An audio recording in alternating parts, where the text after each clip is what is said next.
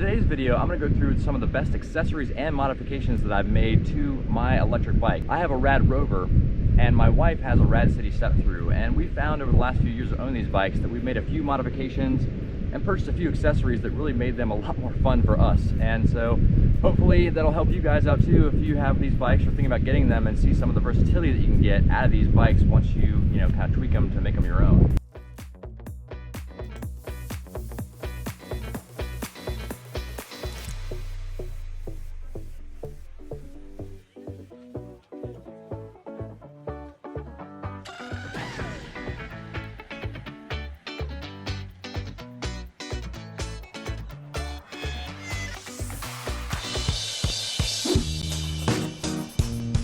So I'm here on Hunting Island, South Carolina. Came out here to watch the sunrise, have a little coffee.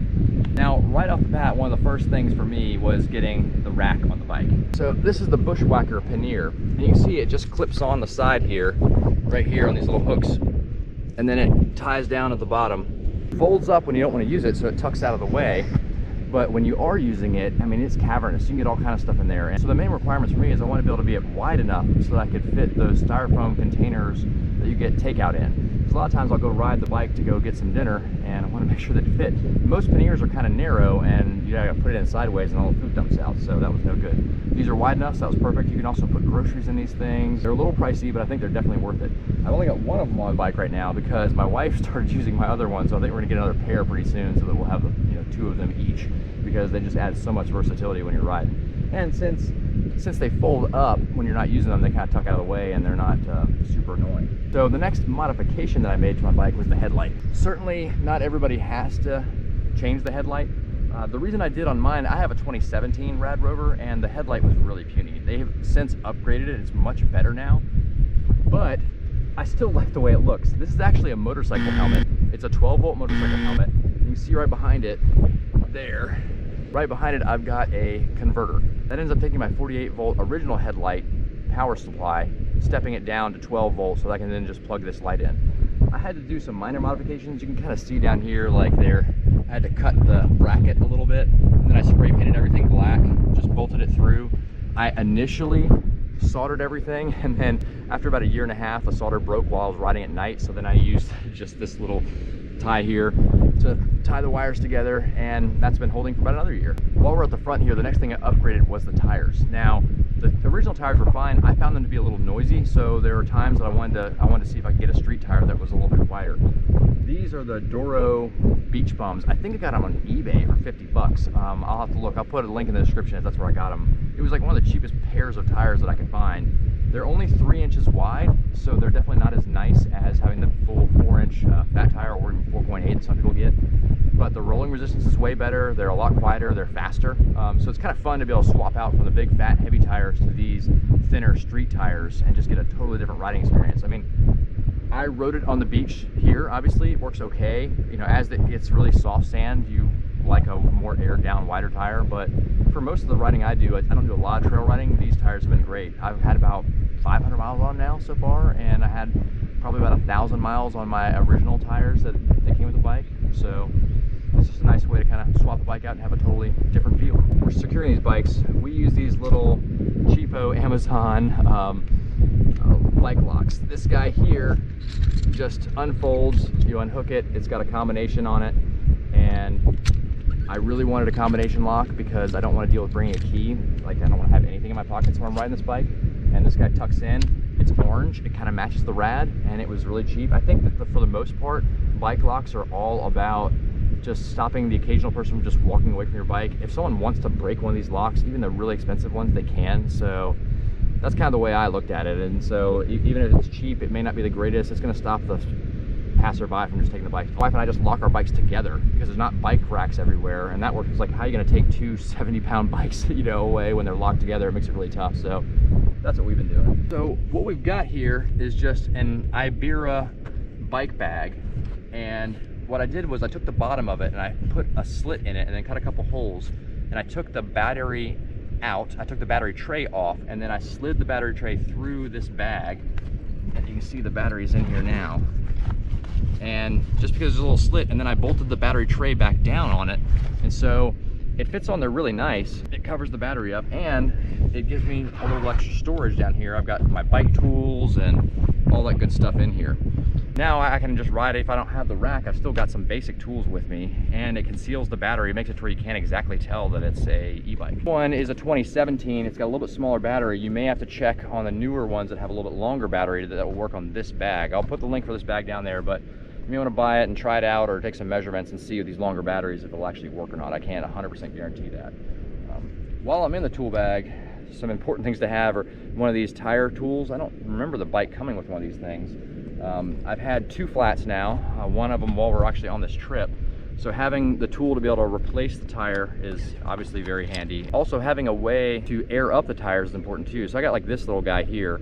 Those little CO2 cylinders screw into this. This threads then into your tire, and then you can air it up. I don't have any of the cylinders because with my flat I use them all. And I find for the 4-inch fat tires, you need probably 4 to get it fully inflated. But for me, I only had 2, and 2 was enough to get me home. All right, coming to the front of the bike here, the mirror. I can get 70 miles to the gallon on this hog. I find the mirrors to be super important. Being able to see behind you is really, really helpful when I'm riding. So I tried some really cool looking mirrors, but what I found was with the placement of the handlebars here, with all the grips and things, I couldn't get the mirror far enough out to be able to see with the cooler looking folding mirrors that my wife has. She loves hers. They work for her on her bike handlebars. I couldn't make them work. You can certainly try with you. It might be just because I'm too tall. I'm not sure. But for me, they really just didn't work that well. But this mirror, I don't love it. I mean, I can kind of see right as a car is approaching me. I can tell that there's a car there. I can see if he's going to be in my lane or not. But as far as seeing a car like, 100 yards behind me, it's not going to work for that. It's pretty zoomed out.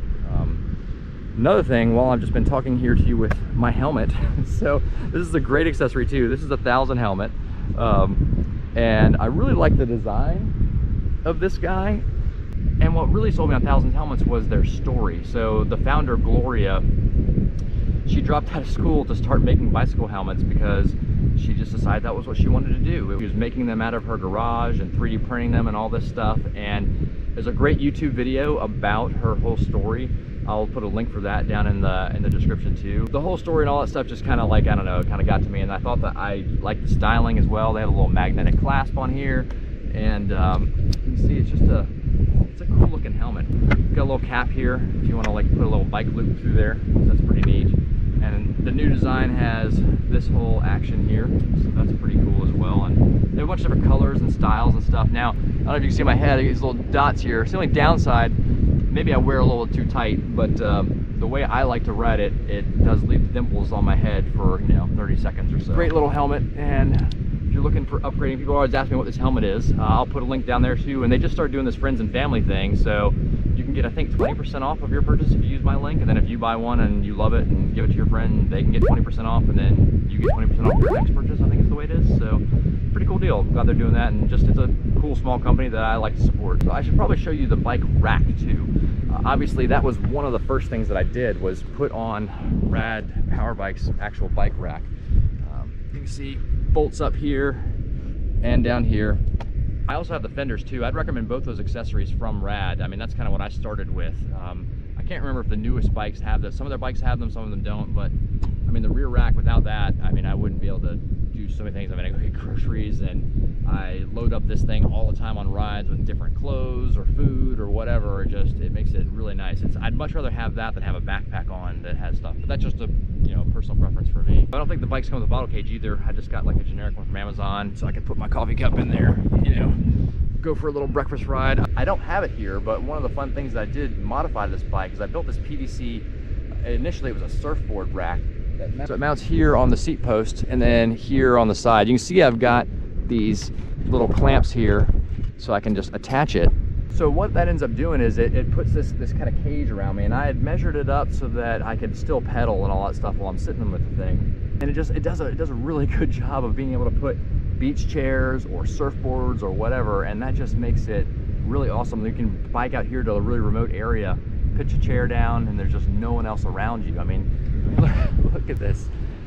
The beauty of these e-bikes is being able to come out to a place like this and get out here pretty fast too. I mean, and it's just completely secluded. And you know, most of the people on these beaches end up congregating like way down by the access. Every once in a while you'll find some people that take one of those beach wagons and walk all the way down, but most of the time they don't go very far. So if you're like me and like being more secluded, then getting like an attachment, having ways to take all that stuff with you is important. Now you can definitely strap it just to the top of your bike rack or something like that, but I found that to be annoying and precarious. I just bring my little cordless drill the thing in, and then put the chairs on. It takes maybe less than 5 minutes, and it's really quick to get off. Now, I don't have it on this morning because we're about to pack up and leave. All the chairs are packed up and all that stuff. So speaking of packing up, I gotta go get this thing back on the bike rack and get out of here. So let me take you back to the campground, to the RV. I'll show you what was the best bike rack that I found for taking a couple e-bikes, and especially fat tire e-bikes with us, as far as price and all that good stuff. So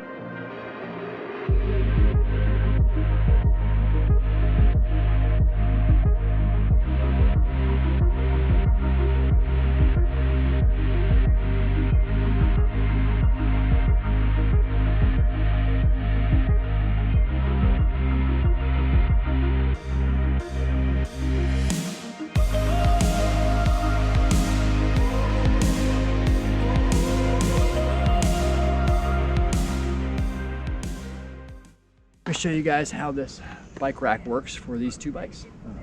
First thing, I always take the batteries off. So you can kind of see battery tucked in here. Just plunk it out. There it is. And then zip this back up. I also always take off the little side panniers. I'll show you what that's like. So it's just these little hooks here. Lift up. It's attached down there on the fender. That's it. The only downside to me of this rack is you have to lift these bikes up, which they're heavy. So, you know, they have some that are a lot more expensive that have a ramp. So if that's a problem for you, definitely look into those. But they're the money. This thing was only like 250 bucks. So I'll take the having to lift it up a little bit.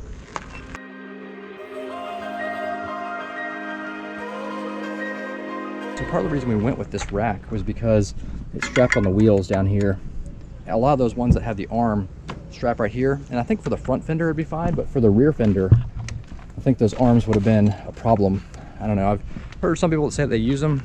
It wasn't something I was comfortable with, so that was why I went with the design here. This is ours, and you can see it's got the bigger footwells down there for the fat tire bike.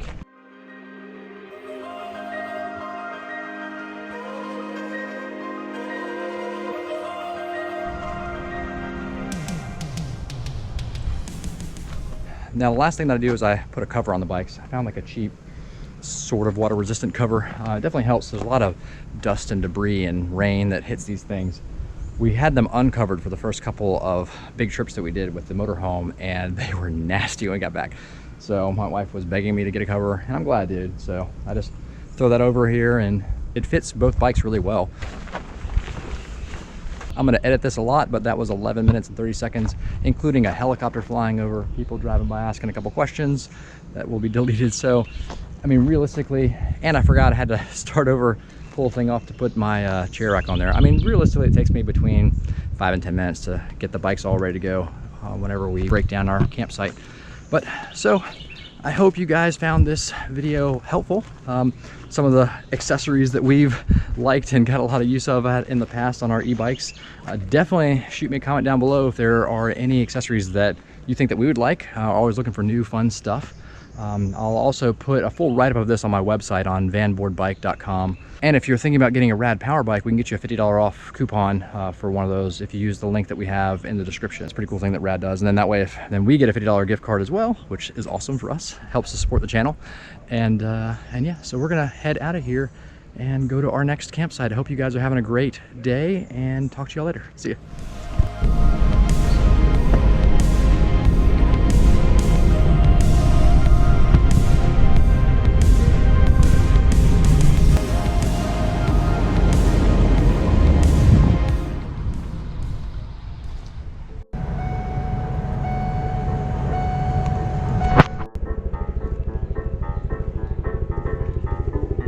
Oh, squirrel! This is all your fault.